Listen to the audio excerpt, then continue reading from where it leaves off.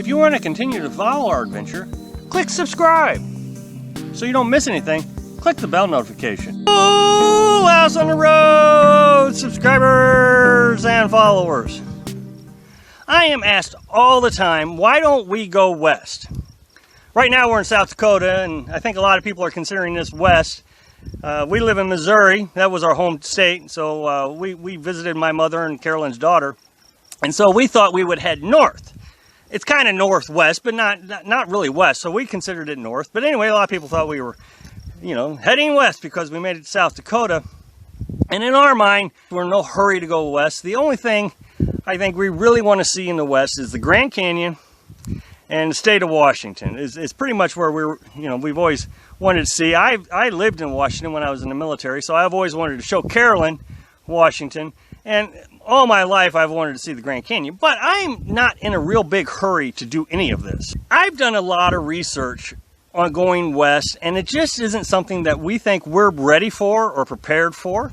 One person actually suggested that I should go west because how do I know I didn't like it unless I tried it? And they actually used the scenario as a mother-child. The child says, I don't like it. And the mother says, well, how do you know you didn't like it? Have you tried it? And the child says, no. Well, they said the same thing to me about not going to Arizona, as though I didn't do any research. And so my thought was, I don't know if I like caviar, but I'm not going to go spend $100 an ounce to go check and see if I like it. Because if I don't like it, then I've just wasted $100. And so the kind of the same thinking about going to Arizona. We're not financially prepared to go out there.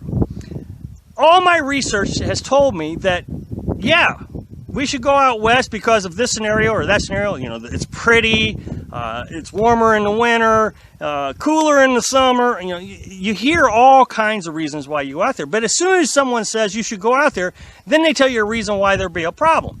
And so I'm going to go through a couple of these problems. For example, we have AT&T internet. And everybody says AT&T is not nearly as good as Verizon. That we're going to have to get Verizon, and we're going to have to get some sort of boosting system so we can have good, reliable internet. Okay, well, I pay $20 a month for AT&T internet on my OnStar system. If I have to go get Verizon, so I've checked into it, it can be anywhere from about $50 to $100 more a month to have Verizon. Plus, I'd have to buy the phone, and plus I have to buy the booster. I don't have to do any of that right now. I can just travel all over the east side of the country with my AT&T for $20 a month. So right now, financially, it makes more sense for us to stay in the east. Now, if our revenue stream starts to pick up and we can afford the $100 easier, then maybe that will be the time when we go check it out. Another scenario that I'm told a lot is, you go out to Quartzsite and you can stay out there for 2 weeks, and then you can go grocery shop in your town, get your water and all your supplies over there in Quartzsite. Well, then they'll say, but, and there's always a but when somebody says that you can do this, but Quartzsite's pretty expensive. You have to travel to this place or that place and to get cheaper groceries. Well, Carolyn and I together spend $200 a month on food. That's $100 for me and $100 for her. And we're very happy with that budget right now. So until we can increase our budget, our monthly budget, we're not willing to go out there to do it. But let's say, okay, we do go to Quartzsite and we do decide to take on that extra bit of money. Then in 2 weeks, we have to move. And you have to move 25 to 50 miles from that location. That means we're now 25 to 50 miles away from an area that had all the resources that we needed. Which means now we got to travel further more frequently. So every few days, every 3 to 5 days, we have to travel to town to go get water. Every 2 weeks, we would have to travel to town to get food. So now our gas costs has just went up immensely. Oil change costs, all these costs. Now, being out in the desert, it's going to be more dusty. That means your air filter is going to get clogged on your truck more frequently. It means you're going to change your oil in your generator more frequently. So all these costs start racking up quite quickly. Another thing that I've heard in my research is if you get out there in the desert, you're quite likely that you will damage one of your tires.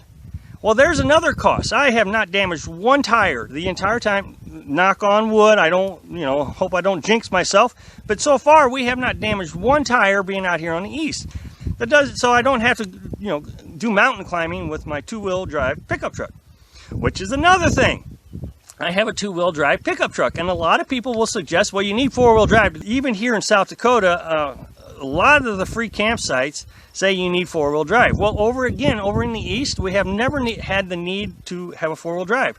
So if I'm actually going to follow good advice, that means I'm going to have to spend a significant amount of money to go get a four-wheel drive vehicle, which means I got to redo my camper. I got to do the whole thing over. Now, here's the big one. Carolyn has social anxiety.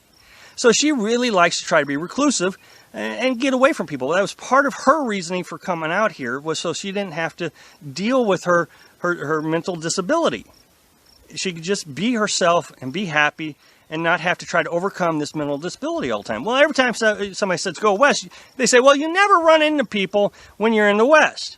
Except every video I've seen in the west, somebody's recording a video and there's campers around. So I'm not even sure what they mean by there's nobody around. What I'm assuming is there's nobody really close. But I know how folks are. They like to communicate and mingle, and that means that Carolyn has to interact.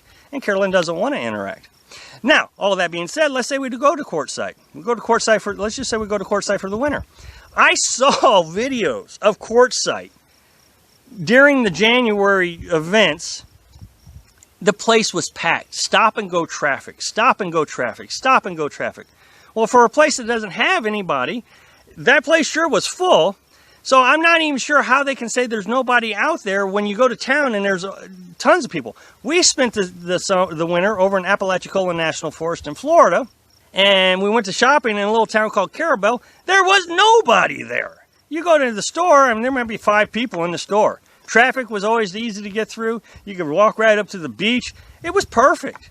So that's the kind of thing when I say that, nobody's around. That's what I'm really looking for, is these small towns that nobody's around. It almost seems like Quartzsite might be some sort of touristy activity. Thanks for watching. Be sure to subscribe. Click like if you like the video. And happy travel.